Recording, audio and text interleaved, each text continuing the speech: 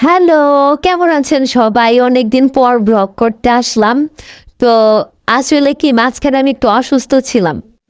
প্রায় ১ মাস পরে আমার হাসব্যান্ড আজকে বাসায় আসতেছে।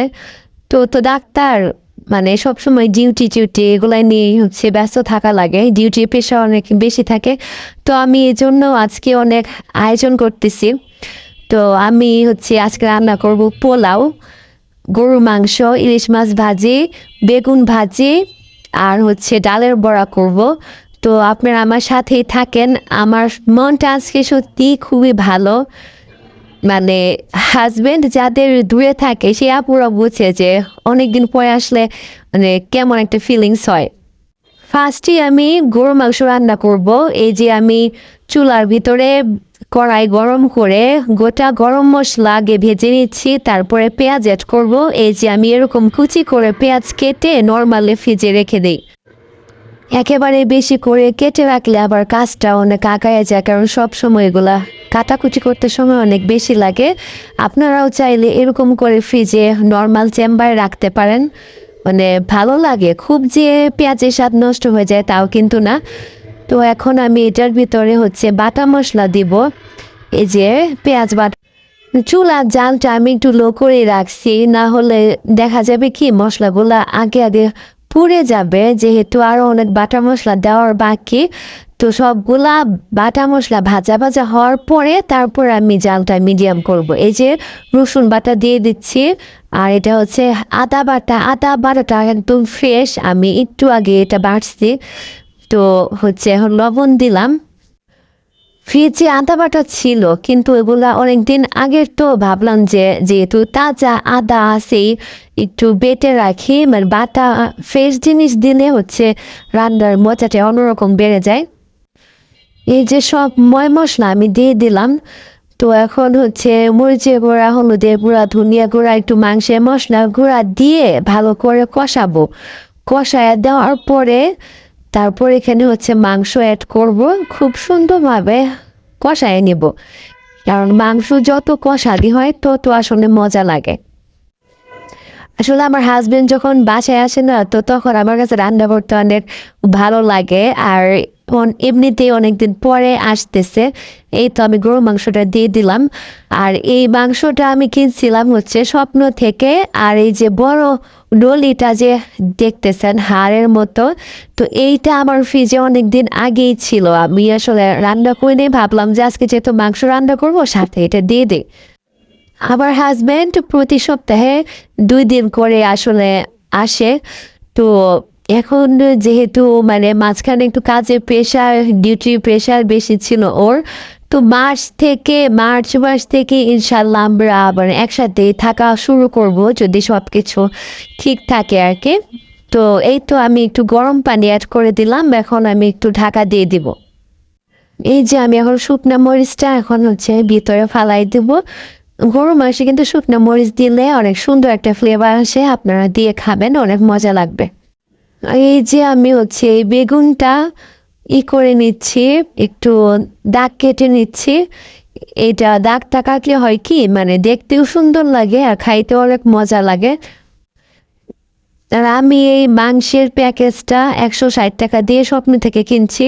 ২০০ গ্রাম মাংস, 2টা আলু দিছিল ফ্রি সাথে, আর ইলিশ মাছের একটা কম্বো কিনছি, সাথে হচ্ছে 3টা বেগুন ফ্রি দিছে।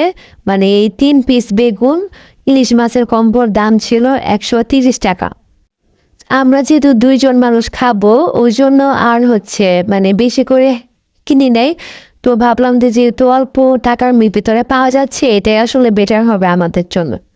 তো আসলে যারা স্টুডেন্ট আছে বা ব্যাচেলর আছে তারাও দেখলাম যে অনেকেই কিনতেছে এগুলা, কারণ এত অল্প দামে এত ভালো জিনিস দিচ্ছে, তাও মানে অনেক টাটকা এবং ফ্রেশ জিনিস। আমি চলে আসলাম পোলাও রান্না করার জন্য। এই যে দেখেন আমি তেল গরম করে গোটা গরম মশলা দিয়ে দিলাম। আজকে কিন্তু আমি একটু অন্যরকম ভাবে পোলাওটা রান্না করব। বিয়ে বাড়িতে যে স্টাইলে রান্না করে না, মানে বিয়ে বাড়িতে বাবুর্চিরা যেভাবে রান্না করে ওরকম ভাবে রান্না করবো। এই যে দেখেন আমি পেঁয়াজ, রসুন, আদা বাটা সব কিছু দিয়ে একটু ভাজা ভাজা করে নেব। তো এরকম ভাজা ভাজা হওয়ার পরে দিয়ে দিলাম লবণ। লবণটা দিয়ে এখন আমি যে একটু গরম পানিটা দিয়ে দিলাম। এখানে অবশ্যই গরম পানিটা ইউজ করবেন। বিয়েবাড়ির পোলাওয়ের মূল মন্ত্র হচ্ছে কিন্তু এই যে গুঁড়া দুধ।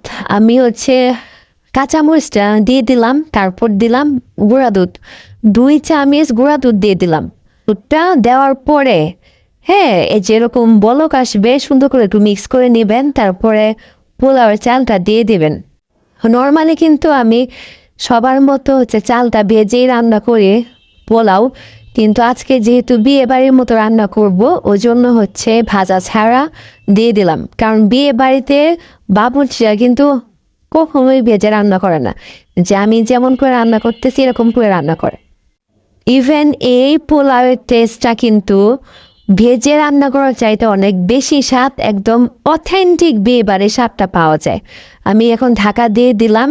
আমার এই কড়াইটা আসলে অনেক বছর আগের আমার আম্মু ইউজ করছে, তারপর হচ্ছে আমি আনছি। তো বলক এসে পড়ছে, এখন আমি হচ্ছে জালটা একটু লো করে দিয়ে আবার ঢাকা দিয়ে দিব। এই যে আমি লো করে দিয়ে আবার ঢাকা দিলাম, তারপরে একটু উঠাইয়া দেখি যে পানিটা টেনে গেছে। হ্যাঁ, এরকম করে সুন্দর করে থুপথাপ করে রাখার পরে তারপর আবার হচ্ছে জালটা একদম লো করে রাখবো সুন্দর করে ফোটা পর্যন্ত। আমার আব্বু আমার হাতের পোলাও অনেক পছন্দ করে। আজকে ফোন দিয়েছিল, বলতেছে কি রান্না করছো? আমি বললাম রান্না তো করি নাই, করবো পোলাও, গরু মাংস, ইলিশ মাছ, বেগুন ভাজি, ডালের বড়া। ওরা বলতেছে বাবা ভালোই তো, তোমার হাতের পোলাও তো অনেক মজা লাগে। আসলে মানে আমার কাছে জিনিসটা খুব শান্তি লাগে। আর যে দেখেন আমি হচ্ছে ওই পাশের চুলায় মাংস হচ্ছে জালের উপর রাখছিলাম, এখন একটু গরম মশলা অ্যাড করে দিলাম, মানে একটু পরে আমি নামায় ফেলবো তো এই জন্য এটা অ্যাড করে দিলাম।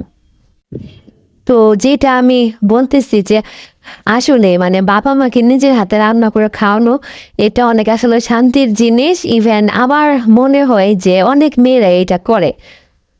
এই যে আমার এখন বেগুন মাছগুলা, ইলিশ মাছগুলো আমি মশলা দিয়ে মাখায় রাখছিলাম, এখন তেল গরম করে জাস্ট ফ্রাই করে নেব। আমার বাসায় সরিষার তেলটা শেষ হয়ে গেছে, এর জন্য সয়াবিন তেলে করতেছি। আমি এর আগেও সয়াবিন তেলে ইলিশ মাছ ভাজি করছি, ভালোই লাগে, খুব একটা খারাপ লাগে না। তো এই তো আমি এখন বেগুনগুলো ছেড়ে দেব। আজকে আমি আমার আম্মুর মতো বেগুন ভাজি আর মাছ ভাজি করতেছি। আমি সাধারণত গুঁড়া মশলা দিয়ে ভাজাভুজি করি, কিন্তু আমার আম্মুকে দেখি কি গুঁড়া মশলার সাথে হচ্ছে একটু পেঁয়াজ বাটা, একটু রসুন বাটা অ্যাড করে। তো এইটা অ্যাড করার জন্য আম্মুর মাছ ভাজি মানে যে কোনো ভাজি করলে অনেক বেশি মজা লাগে। তো আজকে আমি একটু অ্যাড করে দিলাম। তো এই তো আমি সুন্দর করে এখন একটু উল্টায় দিচ্ছি এগুলা, মানে এক এক পোর্শন হয়ে গেছে, এখন হচ্ছে অন্য পোর্শনটা আমি এরকম করে উল্টায় দিচ্ছি। তো আমার একটা মিষ্টি আপু আমাকে কালকে কমেন্ট করছিল যে আপু আপনার কথাগুলো খুব ভালো লাগে, কিন্তু আপনি এত ছোট ভিডিও কেন দেন? আপনার কথার জন্যই আপনার ভিডিওগুলো দেখি। তো আমি আজকে সেই আপুর জন্য একটু লং ভিডিও করলাম। আর এই যে এখন ডাল বাটাটা আমি হচ্ছে রেডি করে নিয়েছি সব কিছু দিয়ে, এখন এটা আমি ভাজবো। আর ওই আপুটার নাম ছিল জয়ী শোয়েব। উনার আসলে ডাক নাম কি আমি জানি না, কিন্তু উনি যে আইডি থেকে কমেন্ট করছিল আমার চ্যানেলে ওই আইডির নাম হচ্ছে জয়ী শোয়েব। তো ওই আপুকে অনেক ধন্যবাদ এত সুন্দর কমেন্ট করার জন্য। আর আপনারা সবাই আমাকে কমেন্ট করবেন, আমি কিন্তু কমেন্ট পড়তে অনেক ভালোবাসি, ইভেন আমি কিন্তু সবার কমেন্টেই রিপ্লাই করি। আরেকটা আপু আমাকে হচ্ছে আমার আঞ্চলিক ভাষার একটা ভিডিও আমি আপলোড করছিলাম, তো ওই ভিডিওতে কমেন্ট করছে যে আপু খুব ভালো লাগলো, আপনার আঞ্চলিক ভাষা আমার কাছে অনেক ভালো লাগছে। তো সেই আপুটাকেও অনেক ধন্যবাদ। ওই আপুটার নাম হচ্ছে তানিয়া তাফতি। তো আমার বড়াগুলো এখন ভাজা শেষ হয়ে গেছে, এখন আমি রুমে চলে যাব। এই যে দেখেন আমার বেডে কি অবস্থা, এখন একটু গুছগাছ করব। আজকে আমি যে বেডশিটটা বিছানায় বিছাবো সেইটা আমার বিয়েতে আমার একটা বান্ধবী গিফট করছিল, নকশি কাঁথার মতো বেডশিট। এটা আমি মানে প্রায় অনেক দিন পরে এটা আমি বের করলাম, মানে আজকে ফার্স্ট আর কি বিছাইলাম। তো এই তো আমার খাবার রেডি হয়ে গেছে, আপনাদের ভাই আর আমি এখন খেয়ে নিব। তো অনেকদিন পর আসলে আমরা হাজব্যান্ড ওয়াইফ একসাথে খাচ্ছি। তো আমার আসলে লেবু কাটতে একটু মনে নাই, তো আমি এখন লেবুটা কাটতে যাব। এই যে দেখেন ফ্রিজ থেকে একটা লেবু বের করে আমি এটা এখন পিস করে নিব। এই যে পিস করা হয়ে গেছে। আর হচ্ছে সালাদ টমেটো এগুলো কিছুই বাসায় নাই, আমার আনতেও মনে ছিল না। আর এই যে আমার শখের একটা বাটনা আমি কিনছি, সবাইকে দেখি ভিডিও করে, অনেক সুন্দর হয় ভর্তা, মানে ভর্তা করার জন্য খুবই ভালো। আর সাথে এই পিসনিটা, তো বাটনা আর পিসনি দাম নিচ্ছে 150 টাকা। আমার বাসার নিচে আসলে এরকম মাটির দোকান আছে, মাটির সমস্ত কিছু বিক্রি করে, হাঁড়ি পাতিল প্লেট মানে সব কিছু। তো আমি আস্তে আস্তে মাটির আরও কিছু জিনিস কিনবো সংসারের জন্য। এই যে দেখেন আপনাদের সাথে গল্প করতে করতে আমি এখন আবার ভেসিনে চলে আসলাম। অনেক কিছু ধোয়া টোয়ার বাকি আছে, আসলে ক্লিন না করলে এরকম নোংরা থাকতে ভালো লাগে না। আর একটা কথা, আজকে আপনাদের সাথে গল্প করতে আমার খুব ভালো লাগতেছে, আজকে আমার মনটা আসলেই অনেক ভালো। তো আপনারা যারা আমার ভিডিও দেখেন, আমার ভিডিও দেখতে যদি আপনাদের কাছে ভালো লাগে আপনারা কিন্তু অবশ্যই একটা লাইক দিবেন আর আমার চ্যানেলটা সাবস্ক্রাইব করে দিবেন। সাবস্ক্রাইব করে বেল বাটনে একটা প্রেস করে রাখবেন। তো আপনারা যারা যারা হচ্ছে আমার ভিডিও আরও দেখতে চান, ব্লগ ভিডিও যদি আপনাদের কাছে ভালো লেগে থাকে আপনারা কমেন্ট করে জানাবেন। তো আমার হচ্ছে কিছুদিন পরে পরীক্ষা শুরু হবে, তো আমি এই জন্য খুব বেশি একটা ভিডিও আপলোড করতে পারতেছি না, তবু আমি ট্রাই করব। আপনারা যারা টিকটক দেখেন বা ধরেন যে ফলো করেন, তো সবাই একটা জিনিস হয়তো বা জানেন যে ইদানিং মানে দুইটা জিনিস অনেক ভাইরাল হয়েছে, যে নয়নমণি যে আইডি যারা আর কি মানে ভিডিও আপলোড করতো, তার নাকি এতদিন শো করে আসছে যে তারা ভাই বোন, এতদিন পরে আইসা তারা সত্যিটা বললো যে তারা হচ্ছে জামাই বউ। হ্যাঁ, তো এটা নিয়ে দেখি যে অনেকেই হচ্ছে কমেন্ট করতেছে বা ভিডিও দিচ্ছে। আসলে সত্যি বলতে কি মানে এদেরকে আমি চিনতাম না, এদের ভিডিও কখনো সামনে আসে নাই, কিন্তু এই জিনিসটা দেখার পরে যে দেখলাম সত্যি যে মানুষ কিরকম বোকা বানানো, এরকম ধোঁকা দেওয়া কিন্তু ঠিক না। তারা যেভাবে ভিডিও আপলোড আসলে করছে, যে তারা আসলে ভাই বোন, ভাই অনেক যত্ন নেয় বোনের, হ্যানত্যান এই সেই, কিন্তু এতদিন পরে আইসা তারা জামাই বউ, ইভেন তাদের বাচ্চাও আছে দুইটা। মামা আমি চিন্তা করা যায়, আপনারা চিন্তা করতে পারেন মানে কোন যুগে যে আমরা বসবাস করতেছি আল্লাহ জানে। আর একটা ঘটনা ভাইরাল হলো, দেখলাম যে ওই যে তৃষা নামের একটা আপু, তো উনি সবসময় হাজবেন্ড নিয়ে সুন্দর সুন্দর পোস্ট করতো। তো সবাই ভাবতো যে আপুটা আসলে অনেক হ্যাপি, নিজের সংসার নিয়ে অনেক সুখী, কিন্তু তার জামাই পরকীয়া করছে, সে মানে 1 বছর পর্যন্ত এগুলা ধামাচাপা দিয়েছিল, সহ্য করছে, কিন্তু এখন এমন একটা অবস্থা হয়েছে যে আপু এটা সবার সামনে আনতে বাধ্য হয়েছে। আসলে এগুলা যে কেন ছেলে মানুষ করে আমি বুঝি না, মানে এগুলো খুব দেখতেও মানে কেমন আর শুনতেও কেমন লাগে, যে একটা সংসারে একটা মেয়ে মানুষ থাকে কেন, নিজের স্বামী নিজের বাচ্চা কাচ্চা নিয়ে সুখে শান্তিতে থাকবে নাকি?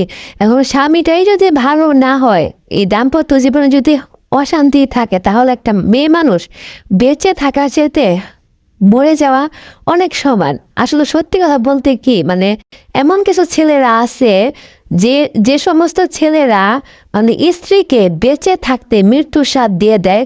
সো আমি চাই না যে কোনো আপুর জীবনে এমন হোক, সবাই স্বামী সন্তান নিয়ে সুখে সংসার করেন। তো আপনারা আমার জন্য সবাই দোয়া করবেন, আমিও সব আপুদের জন্য দোয়া করি, সব ভাইয়াদের জন্য দোয়া করি। আর ভাইয়াদেরকে আমি স্পেশালি বলবো, দেখেন ভাইজানেরা, হ্যাঁ একটা একটা মেয়ে মানুষকে বা একটা স্ত্রীকে কিন্তু সুখী করতে বেশি কিছু লাগে না, শুধুমাত্র আপনার আচার আচরণ, হ্যাঁ শুধুমাত্র আপনার একটু কেয়ার পাইলে কিন্তু একটা মেয়ে মানুষ অনেক সুখী থাকে। আর হচ্ছে বিশ্বাস, ভরসা, ভালোবাসা, এই 3টা জিনিস ছাড়া আসলে সংসার হয় না। তো নিজের স্ত্রীর মূল্য ছেলে মানুষ বুঝে কখন জানেন? যখন সে বৃদ্ধ হয়ে যায়, যখন যার 3 কাল যে আর 1 কাল বাকি থাকে, তখন ছেলে মানুষ স্ত্রীর মর্ম বুঝে, এর আগে বুঝে না।